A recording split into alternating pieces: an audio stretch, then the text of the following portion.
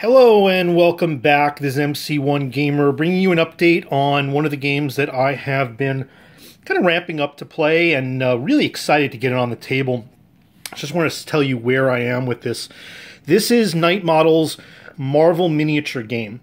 Now, if you haven't seen this, it's similar to the Batman miniature game that's been out for a few years, but I think it's a better game. I think that they've streamlined the rules. I think they've made it a lot more, make sense a lot more, make it cleaner, probably learn from that game a little bit, and it plays very well. There's a few people out online that are posting already instructional videos and battle reports, and this is something that I am going to be moving to once I get the stuff painted up. But I wanted to show you a little bit what I have. First of all, I've got all the starter sets. This is, apart from this one, this is the Guardians of the Galaxy starter set. These are gorgeous models. First of all, I've got Nova, I've got Groot, and I've got the main three from these, but I haven't built them. This is mostly my son's warband. He's really into Guardians.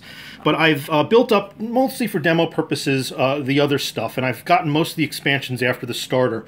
I built up all my Avengers that I have so far. So I've got Thor, Iron Man, Captain America, Black Panther, Black Widow, and who else? Who's missing here? Oh, and then Vision. There you go. I was wondering who else I was missing here. And then the Vision. Something to keep in mind. Some of the legs can be. I mean, these are really good sculpts, and they're very accurate to comic dimensions. And just be careful with some of the small legs on some of these, or small arms. Be very careful with these because they can bend or break, and then you'll have a whole world of problems. I really am considering making some kind of a scenic support for this one, just because it would be crushing to paint her up and then have her bend just by handling in a game or whatnot. So here's my X-Men. I've got Wolverine. I've seen some wonderful conversion that people have made for Wolverine, with making his claws a little further out, but this is a pretty good sculpt.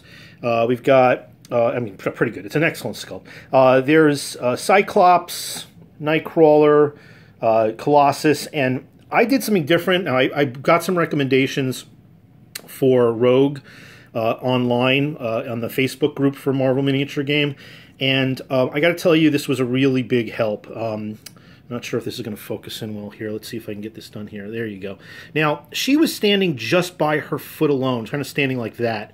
And I didn't really like the way that worked. And I've already seen a couple people that have made comments that, she kind of broke or bent. And one people, I mean, I make them a lot of flyer mounts, usually with acrylics, clear acrylic, but in this case, this is a really small model and doesn't have a lot of real estate to kind of mount a reasonably thick acrylic. It'd have to be very thin, and it probably would be kind of weak.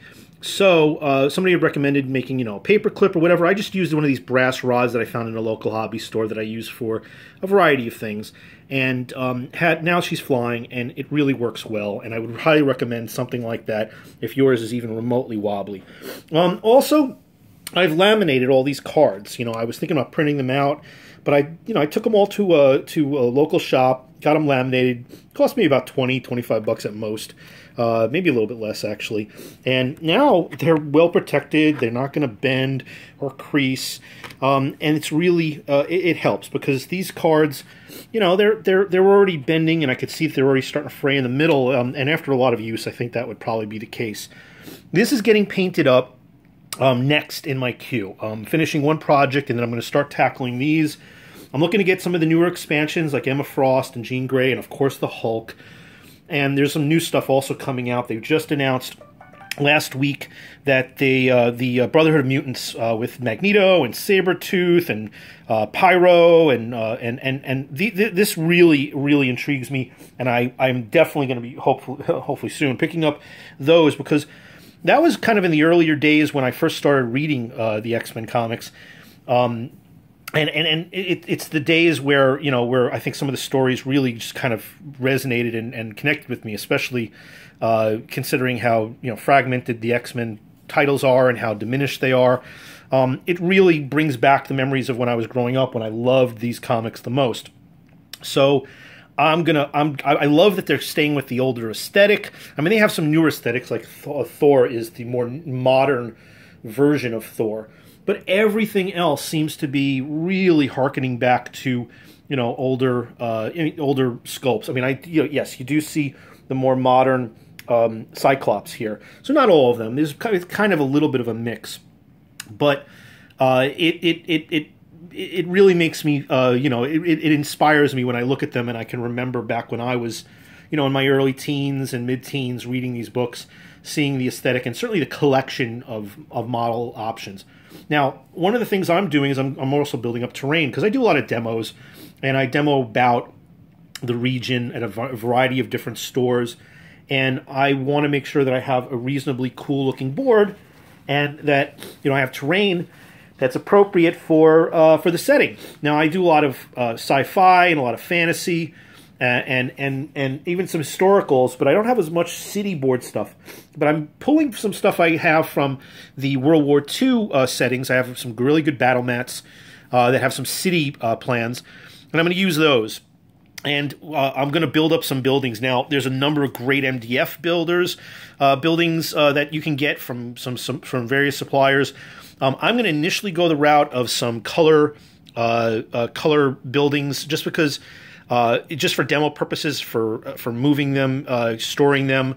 The weight, obviously, it's really easier. But I have a color printer. You can get some cardstock. I want to make some nice ones. There's some really good vendors out there that'll give it to you for cheap.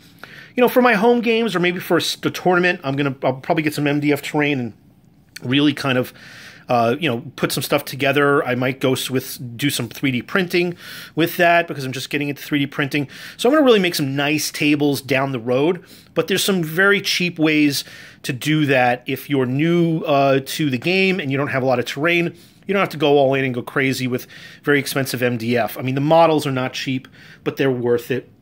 I really think I would rather personally, from a gamer's perspective, spend more money on the models than on the terrain, at least in the initial stage. And then you can always ramp up some really impressive terrain as time goes on.